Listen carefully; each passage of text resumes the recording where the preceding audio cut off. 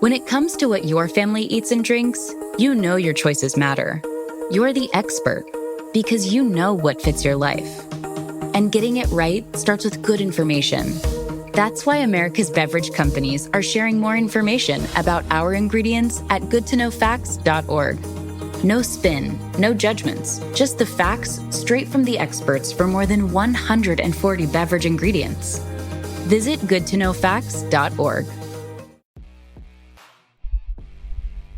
Number one, identify what your passions are. Identify what your power is. Identify what you're an expert in.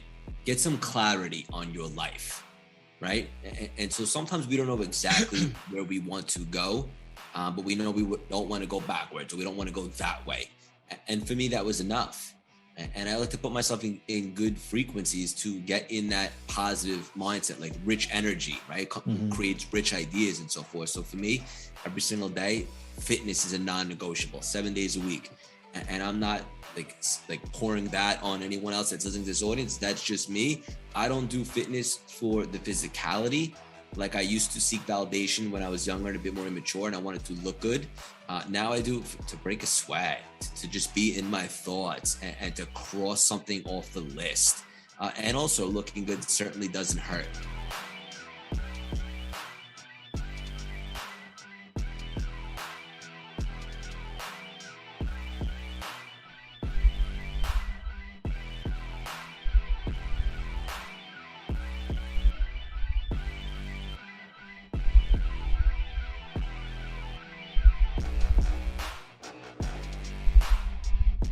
What's up, guys? Welcome to another episode of the Determined Society. I'm your host, Sean French, and today, ladies and gentlemen, I have with me none other than one of my good buddies, a dude that has been so successful in his life on Wall Street, building multiple businesses. But the most impressive thing about my man today, Mr. Craig Siegel, is his ability not to just revamp his mind, but also to understand that he was a gladiator in the wrong ring.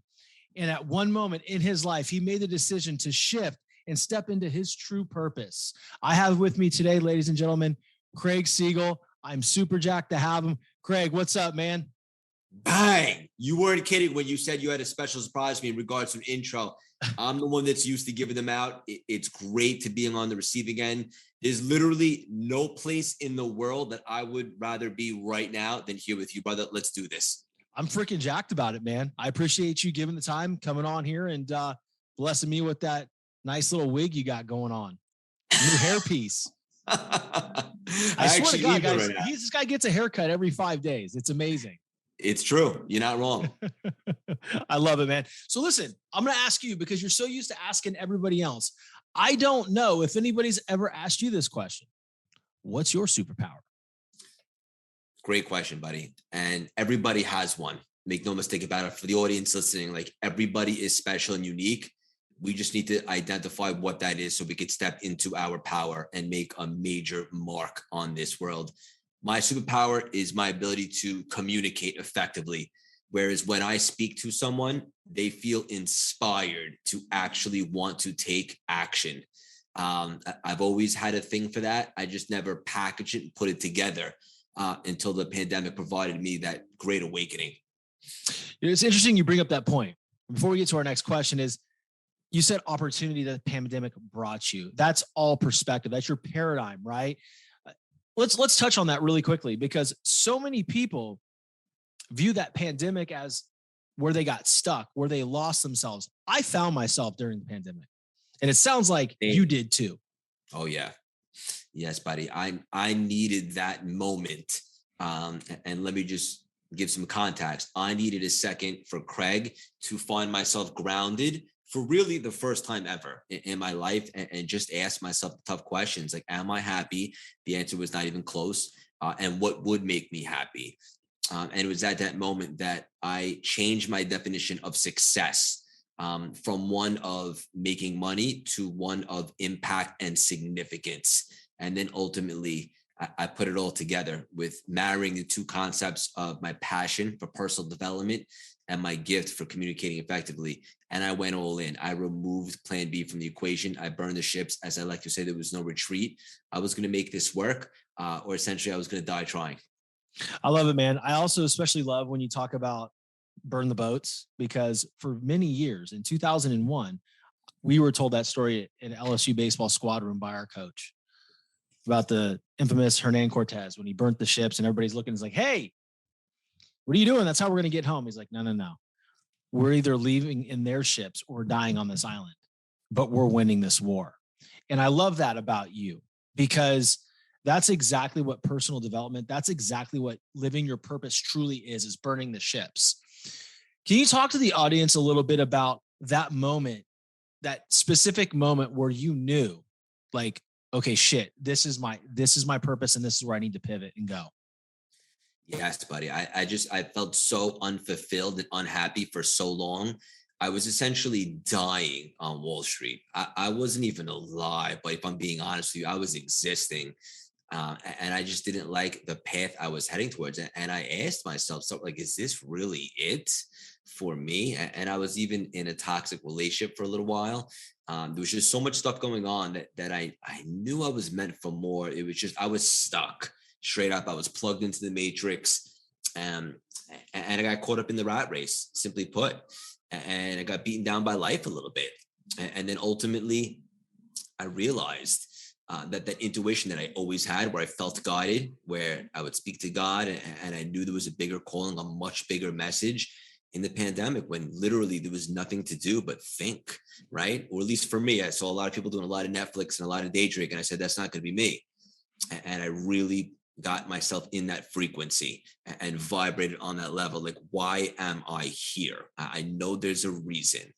And I felt very called to take inspired action and to develop what would be Cultivate Lasting Symphony, or CLS, a play on my initials. And for the first time in my entire life, everything about it felt aligned. Everything about it felt right. And I had no fear in starting CLS. It's interesting. People always ask me, like, weren't you scared to start that when you had a stable job? And the answer is kind of the opposite. I was literally shaking in my boots to go back. Once I became aware, and I practiced like being grounded and took that second, I knew exactly where I wasn't going. And I didn't know exactly how CLS would transpire. You could never connect the dots looking forward, only backwards. But I knew we were going to try this thing. And I was really confident that it was going to work out and make a massive impact. And I could live with that. I love it. And I can tell you, it has made a massive impact. It's made a massive impact on me and hundreds of thousands of people, well, millions of people that have listened to your podcast. You've had some amazing guests, some great content. I think the biggest thing that I enjoy about you, even before I knew you personally, before you were a brother, was your energy, right? You talk about your energy. Everybody talks about it, right? Everybody talks about, this person brings a certain amount of energy to the conversation or to the party, whatever it may be. But your energy is raw and authentic, a lot like mine. So how does one bring that real and authentic energy every single day? Simple answer: find what sets your soul on fire and pursue that. And people always ask me, like, what are you on, buddy? Or like, how many cups of coffee did you drink? And the answer is zero. Like, you need to get to a place. Well, that's not true. I had coffee this morning, but you have to get to a place where, like, you're dancing at the bus stop. And that's just an analogy, but like, and you're high on life. Like, you don't need 5 cocktails to dance at that bus stop. Like, and I know this from experience, because essentially I spent 35 years trying to find myself. And here's the best part. Do I have any regrets that I didn't start CLS sooner? No, because it wouldn't have worked. Life happens for us, not to us. And I needed to go through everything that I went through to make CLS as impactful as it is. And to answer your question in a nutshell, brother, how am I so enthusiastic and energy? Because I genuinely, from the bottom of my heart and all my soul, love this stuff. This is not work to me. I love you. I love this conversation. I'm excited to support this conversation when you drop it. I have calls after this. I love them all. This stuff feels good to me. This is not work to me. And everybody has the opportunity and ability to get to a place like that. They just need the courage to pursue that.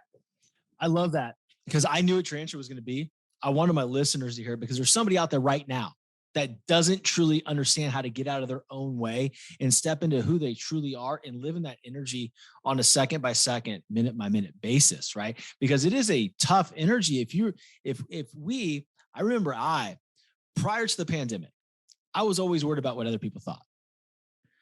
I can't do this because they're going to think this. Well, what I realized was from one of your episodes, actually, it really kind of hit me right at that point. I'd already made the switch when I was like, holy shit, that spoke to me was people are going to think what you allow them or tell them to think about you. And it was when that moment hit for me that I started all this stuff.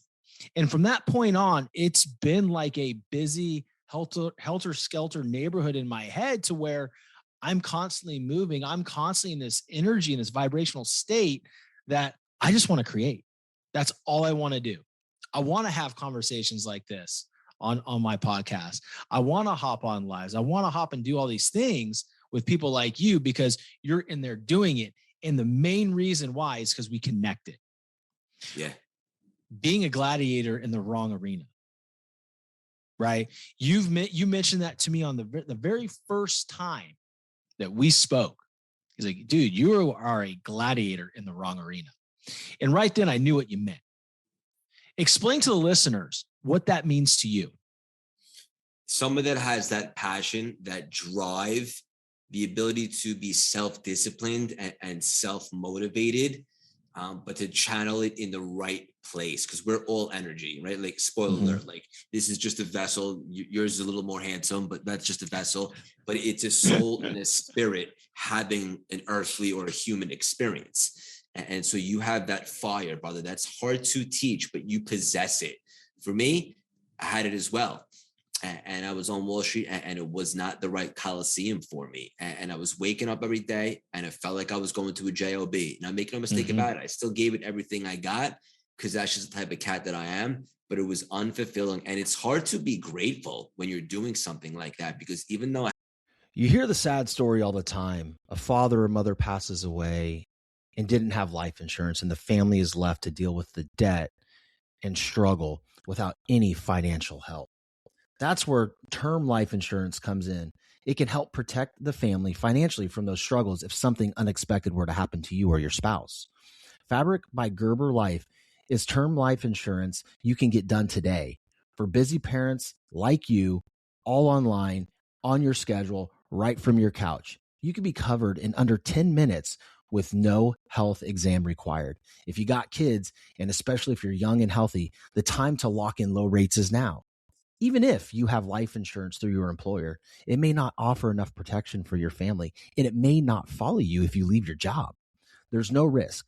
There's a 30-day money-back guarantee, and you can cancel at any time. Join thousands of parents who trust Fabric to help their family. Apply in just minutes at meetfabric.com/TDS. meetfabric.com/TDS. MEET fabric.com/TDS. Policies issued by Western Southern Life Assurance Company. Not available in certain states. Prices subject to underwriting and health questions. I had my health, it's like I have to wake up again tomorrow and do this all over.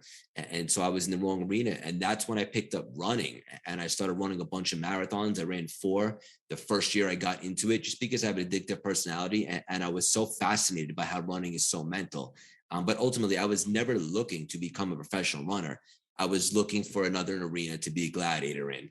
I knew running wasn't it, but I knew I was getting closer. And then, like I said earlier in the conversation, life happens for us, not to us. The pandemic gave me that opportunity to reassess.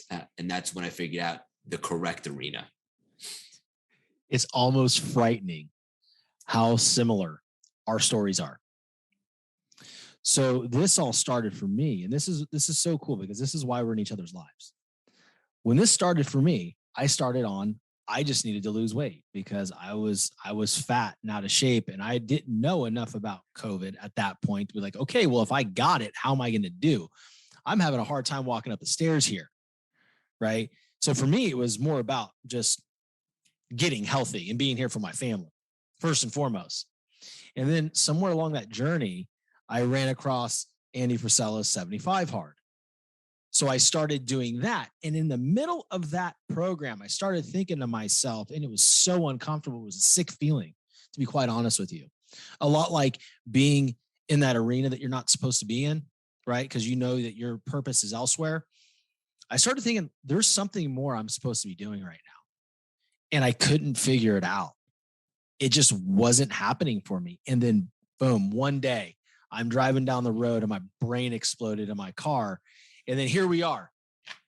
Here we are on this podcast, right? Here we are, friends and connected from thousands of miles away. It's just the way life works when you start to live in your story and in your purpose. But our stories are so similar. You started with running. I started with beating the shit out of my body. It literally, and I'm not even talking figuratively. It was a lot. But what it did is it opened up a chamber in my mind to say hey, Sean, this is what you're supposed to be doing. Yeah, bro, you one step closer. Yeah. Let me ask you a question. Because I know how I feel in these situations. When you're sitting there on Wall Street and you're in the wrong place for you, right? But you know that you have to give it everything you got because you have people riding on you. Literally people's money's riding on you, their livelihood. Talk to me about the mental toughness and the emotional resilience that it takes to sit there at that desk knowing that's not where you want to be and still give it everything. It's draining, brother, right? It sucks your soul to really do anything that you're not passionate about, specifically a profession where you're waking up each and every single day and you're putting on a happy face to go do a good job and excel at it because that's just the type of cats we are. We don't phone it in. But ultimately, mental toughness, I suppose, is a phrase to describe it. But I was suffering, buddy. I wasn't, I don't think I've ever said this publicly, but let me be crystal clear. I was in pain, and I don't mean physical pain.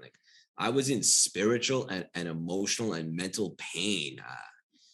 But to not have purpose and not have direction and to be doing stuff that I want to say is a waste of time because that's not fair. But look, let's keep it real.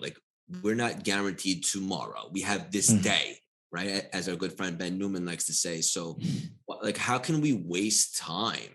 And ultimately it got to the point, the last couple of years, it's no secret, I've really strengthened my relationship with God. And I grew up Jewish, but I'm not that religious, but my relationship with God means everything to me.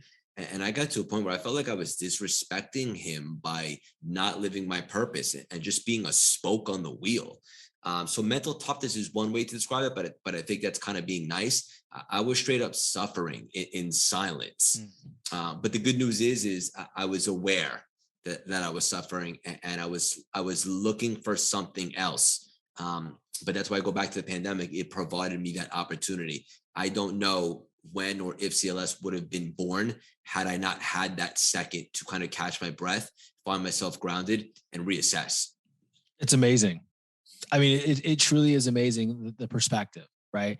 And when we're talking about, you almost felt like it was disrespecting God to not just to be a spoke in the wheel, right? You're just kind of going around and doing everything that you need to do on a day-to-day basis and not doing what Craig Siegel is supposed to do. That defining moment right there is everything. And for people that are listening, truly think about this, because when I had that epiphany, I knew I had to get my story out. There was no more negotiations, right, Craig? It was, these thoughts and these things are in me because God put them there. And who am I to sit there and not get them out? These gifts need to be out in the world to honor God. I think that was one of the most real moments of my life, right? And because a lot of people will stand in their own way because they're afraid to say their truth in public. Most people. And just to be clear, just real quickly, it doesn't have to be God that you guys believe in. It could be Hanukkah Harry or Jesus, right? Or Kabbalah, whatever the case may be. But I think we all agree that there's more to us than just physical, flesh and bone. And if you believe that, then you probably believe that there's something bigger than us. So whatever it is, you are here for a reason. I love it. I'm glad you said that because I was going to. Absolutely. It's there's a higher power here, guys, that's in charge. And our job is to honor that higher power. You spoke a little bit about, and I really want to get into this because this is something that I think you're very passionate about.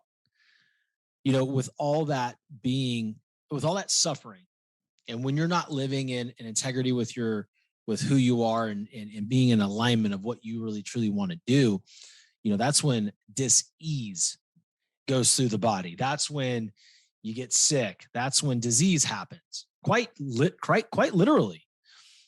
Talk to us about November, man. About the tumor? Yeah, talk about it. Yeah. It's very well documented. I was training for Chicago. I was doing it probably not for the best reasons. I was saying, I can't wait to shock the world. Stuff like that. And then ultimately at a speaking engagement with some jugs playing football on the beach, which is probably never a good idea, got injured, misdiagnosed as a sprained ligament. Turns out there's a tumor in my foot. And let me just be clear. I think this is a really big message for the audience. The old Craig of 9 months ago would have had more of a pity party and said, why me? Where did this come from? But I'm so enlightened now, and make no mistake about it, I got a lot of work to do. I work on myself each and every single day, but I'm just of the mentality now that life happens for me, not to me. And I believe that with every ounce of me. And so while I was shaken up to find out that there's a tumor in my foot, I also said, I know this is happening for a bigger reason, a bigger purpose. I'm not sure what it is yet, but let's go. Make a long story short, got the surgery, got the tumor out, came back benign, no big deal. Boom. Bang, crutches, stitches, the whole nine. And it was at that time when I began to teach myself the quantum and understanding the power of intention. And how we can vibrate on another level and just understand all that we are an energy. And like I said earlier in the conversation, we're a soul and a spirit having a human experience. And once I started to really buy into all this stuff, and just to give some more context, I had been skeptical of this for years because it was beyond my senses. I was always a mindset guy.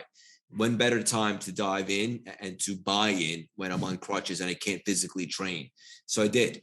And I went down the rabbit hole, brother, and I can't talk about this stuff enough. And for the first time in my life, I am experiencing real-time manifestations. I experienced a huge one today. And all that being said, I was able to get an opportunity to make it to the New York City Marathon, which was only 3 weeks after Chicago. It's not like it was 10 months. Right. And do it for the right reasons. Do it for something bigger than me. Inspire my pops, who's currently battling cancer, motivate him, and also raise money for American Cancer Society, which was what it was all about. And going into the race, buddy, I was so deep into this quantum, and I didn't even feel like human anymore. I felt like I was in another dimension. People kept asking me, do you have a prediction? Do you think you'll be able to finish? Even my parents were like, Craig, if you're not feeling great, just, we don't want to injure you permanently. Hop off the course. I'm like, all right, noted. But in my head, I was super confident, brother. Not from an arrogant point of view. I was just so spiritual and just so in this other dimension that I just had an unbelievable feeling about it. And we ended up running the fastest I've ever ran in my life, a 3:39 personal record. And I was floating, buddy. That was talk about an outer body experience. And it's hard to fathom, what else would you describe it as? If I did not have the physical capacity to train for 26.2 miles in New York City, what would you call it? So I know that was a quantum experience for me. And although that story arc completed from diagnosis to PR or finishing, the real journey of life has only just begun. Now that I understand how to tap into those frequencies, to vibrate, to experience real-time manifestations, to not only think and believe stuff, but to feel it. And that's what it's all about. And it changed everything for me. And it gave myself, CLS, and everybody around me a quantum leap. Dude, it's amazing. All of this shit is so amazing. The biggest thing though, outside of what happened when you started pursuing the quantum and like you said, going down that rabbit hole, was you were doing shit for the wrong reason before. And I can really relate to that. I'm going to do this. I'm going to shock the world. I'm going to give somebody else that biggest F you saying, you know what? I can do it. Check this out, Dad. For me, that's so heavy, right? Because that is robbing the experience of joy and love throughout. Why was that so important for you? What was at that turning point when you said, okay, I need to do this for different reasons? Because it became about other people for you. Correct. I just felt guided, brother. I felt like when I got the tumor diagnosis, there was a lesson to be learned. Mm-hmm. And this is going to sound pretty deep and it might rub people the wrong way, but at the risk of being super authentic, like I believe all things like that happen for a reason. Yeah. And so when it happened to me, I wasn't a victim. I immediately thought, what is this trying to teach me? What am I going to learn from this? And then when I removed me from the equation, all of a sudden I was able to get to the start line and have an at bat at this thing and do it for the right reasons. And it was at that moment when I shifted from me to my pops and anybody that has ever been affected with cancer, that I just felt this level of confidence, like bulletproof confidence. Like it wasn't just me running, there was something, like I had some guardian angels with me. And I carry myself now like that. And as long as you can work within the ego, and there's a big misconception of losing the ego entirely, I don't suggest that, because the ego is there to check you at times, but to work with it. I believe there is literally unlimited abundance on what we can achieve. Bro, unbelievable. I mean, that story is amazing. And it's funny because it reminded me of something that your good friend David Meltzer always talks about. You could have two different athletes or two different people, right? Whatever the walk of life it is. They could both want to go to the same school, the same college. One gets in, one doesn't. One didn't lose and one didn't win. They're both going to end up exactly where they need to be.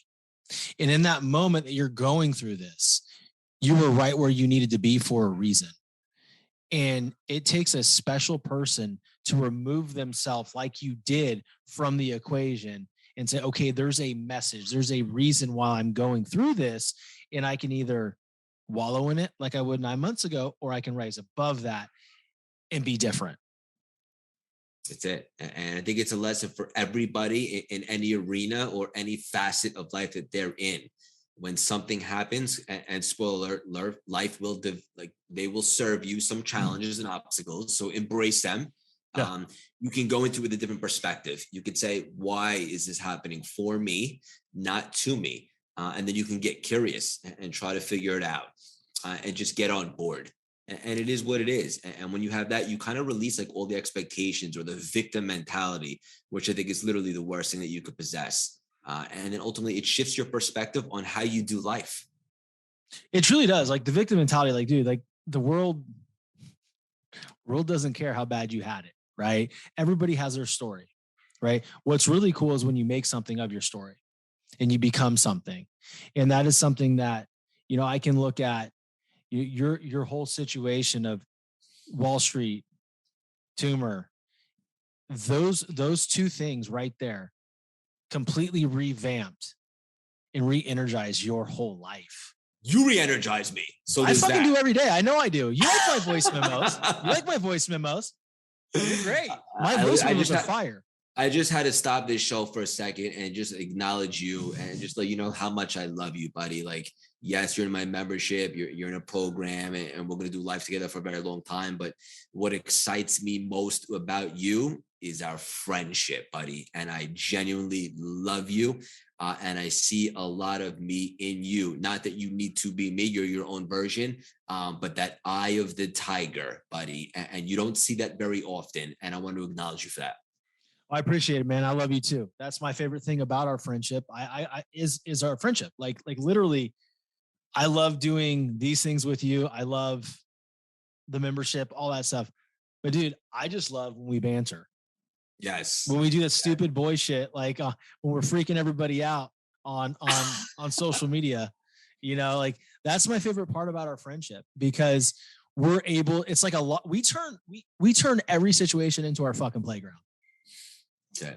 And it's fun, man. It's fun. You gotta have fun in life. Trust me, I did not have fun for way too long. And it's like, what's the point? Yeah. You know, we can have fun and make a major impact and make a major living all at the same time. I think it's really cool though, when you meet certain people in your life at different stages, they bring something different out in you.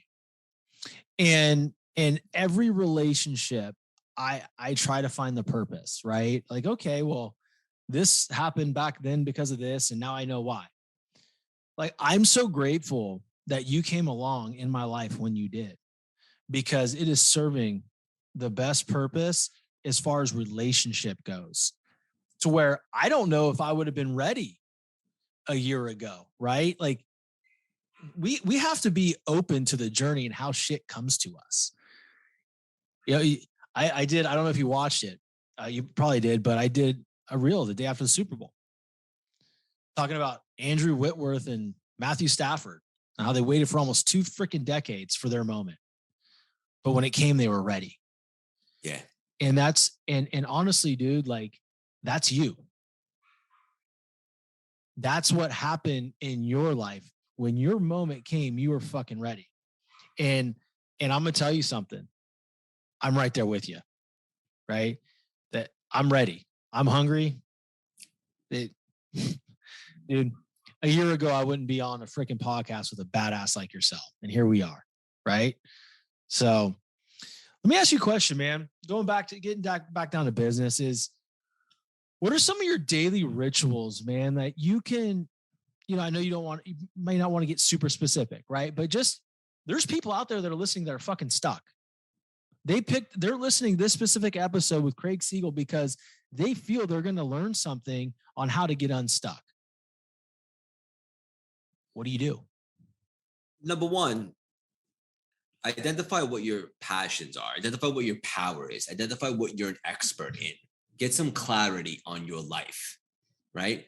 And so sometimes we don't know exactly where we want to go, but we know we don't want to go backwards, or we don't want to go that way. And for me, that was enough. And I like to put myself in good frequencies to get in that positive mindset, like rich energy, right? Creates rich ideas and so forth. So for me, every single day, fitness is a non-negotiable, 7 days a week. And I'm not like pouring that on anyone else that's listening to this audience. That's just me. I don't do fitness for the physicality. Like I used to seek validation when I was younger and a bit more immature, and I wanted to look good. Now I do it to break a sweat, to just be in my thoughts and to cross something off the list. And also looking good certainly doesn't hurt. For me, that's well, you important. do look good. Thank you, buddy. I'm putting this one on YouTube so everybody can see your sexy face. Thank you, buddy. You know it. Just stuff like that. Like every single day. Like I know this is a bit cliche, but I pray / have a gratitude session. Because I do a little bit of both in the same time, but I don't start my day until I do that. And I talk about some of the things that I'm grateful for. And that immediately puts me in a good vibe. And the reason why this is so important is because, spoiler alert for everybody listening to this, like it's backed by science. Every single day when you wake up, 75% of your thoughts are going to be negative, which means you're already like in the debit.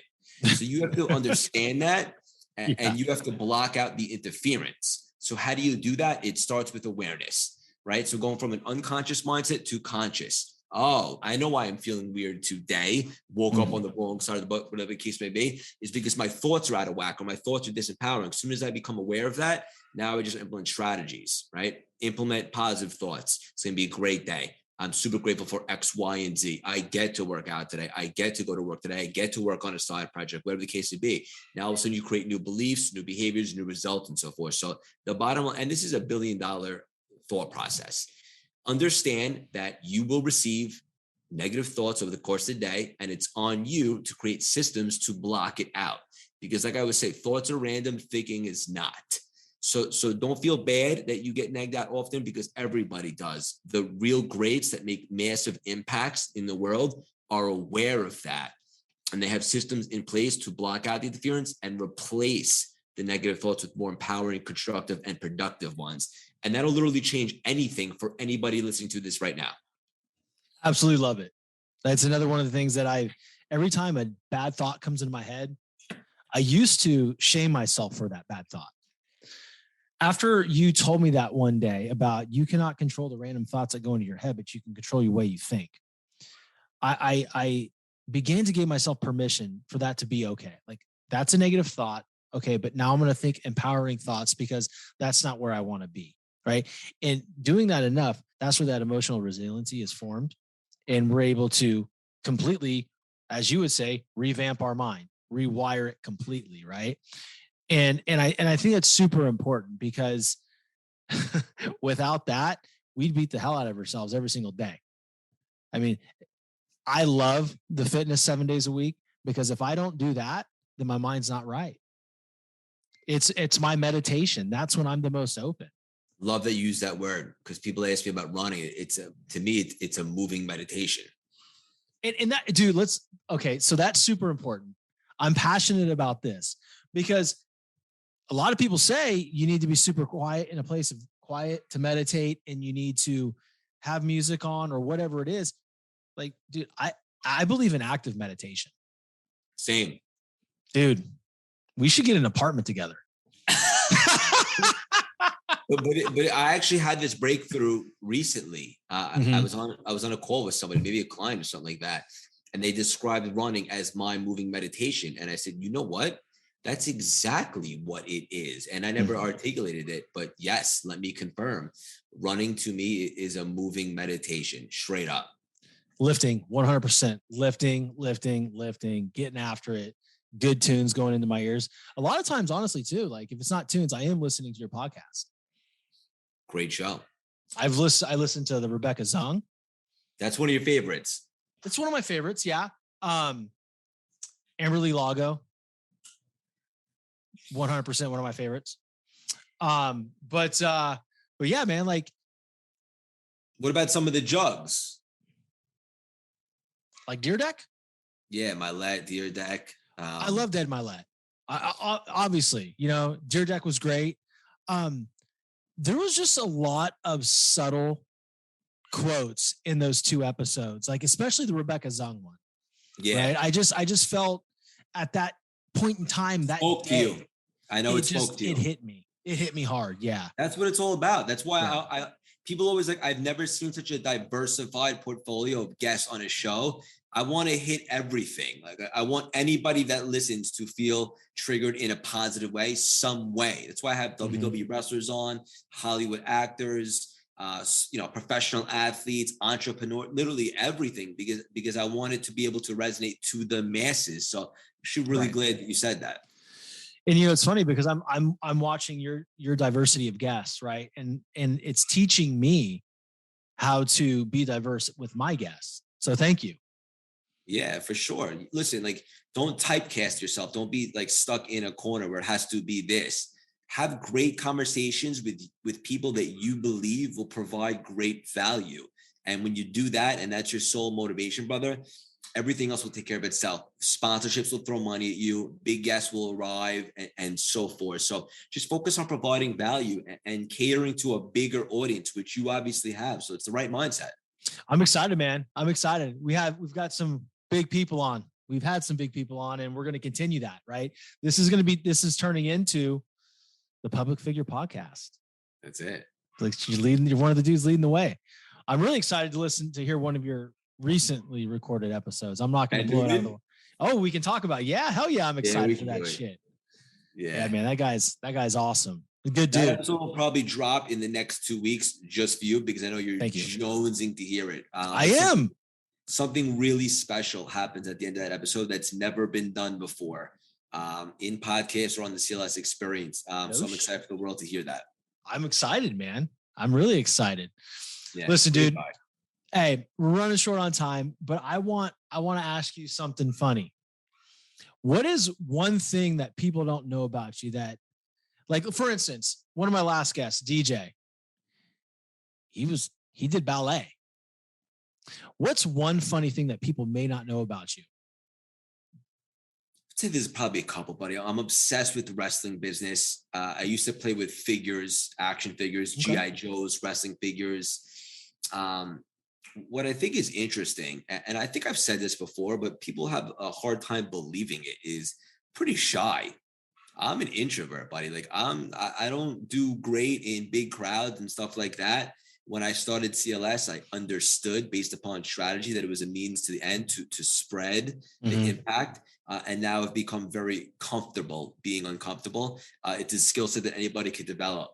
But I think what's weird and would really shock people based upon the way that I show up each and every day is that I'm pretty shy. Dude, that surprises the hell out of me. When I heard you say that on a call, I'm like, this lying son of a bitch, he is not an introvert. There's no way, because I only know how you show up, right? I only know how you showed up the first time we spoke on a Zoom, right? And how you show up for the public every single day. So it just goes to show everybody that you can literally create whatever type of character or mindset you need to in order to achieve the means, like the end goal. And but it doesn't come off uncomfortable for you. Like I'm gonna tell you right now, it doesn't. Well, let me be clear. In the beginning, it was, and now it's second nature because I'm consistent, I'm committed, and I've conditioned myself. And so now I do feel comfortable. And I'm much more at home with big crowds and stuff like that. And, showing up on social media doesn't scare me the least bit. In fact, it exhilarates me. But I had to get there. Just like anything else, for anybody listening, like, let's hammer home with a big message here. Like, if you want to do big things, like, nothing changes if nothing changes, right? Like, you have to change things to get new results, so to speak. And for me, one of the things that I needed to do, or that I felt that I needed to do, was show up often, and show up in a big way. And now this is who I am. It's 100% authentic, but I had to start somewhere. And for the audience listening, like Sean said, like, it doesn't, where you're at is not an indication of where you can be. You can work on yourself. You could develop skill sets. You can create your life by design if you want to. That's one hell of a mic drop to end it. I have one more question for you. Two more, actually. What can my audience do to best support you? Where can they find you? Best way to support me is say hello on Instagram at Craig Siegel _CLS. Listen to the record setting podcast, The CLS Experience, anywhere you listen to podcasts. Could join our free daily texting community. Just a lot of nuggets and CLS bliss each and every day. Text the word juggernaut to 917-634-3796. And if you want, go to the website, Cultivate Lasting Symphony, and see all the ways to work with us or to be in that orbit, in that frequency of good vibes and doing big epic things, specifically the CLS membership, which is weekly. And we just have a ton of fun. Come say what up. Come say hello. Well, guys, I can tell you one thing. I am in the CLS membership, and it is one hell of a community. It is one hell of a family. And, people there truly care about each other, and we help each other progress every single day in our business and our journeys. Craig, what can I do to best support you, to continue to support you? Oh, that one's simple, brother. Just continue to build the friendship with me, buddy, because I genuinely love you. And if you believe in yourself 10% of the way I believe in you, you'd be further ahead than me right now. That's how much I believe in you and love you. You're doing it, buddy. Let's just continue to build a friendship. Let's take some stages together and make a massive impact and change the world. Hey, man, I'll hop on stage with you any day, brother. You know that. That's for certain. Well, you guys heard it here first from Craig Siegel. Don't forget to find him on his Instagram at Craig Siegel _CLS. Go to CLS Experience, Cultivating Lasting Symphony online. Check them out. Craig, hang out here for a bit. I want to wrap with you after we hit stop. But guys, if you got anything out of this episode, please share it out. Tag people, tag me, tag Craig, tag everybody you know. Let's get the message out. Talk to you guys soon.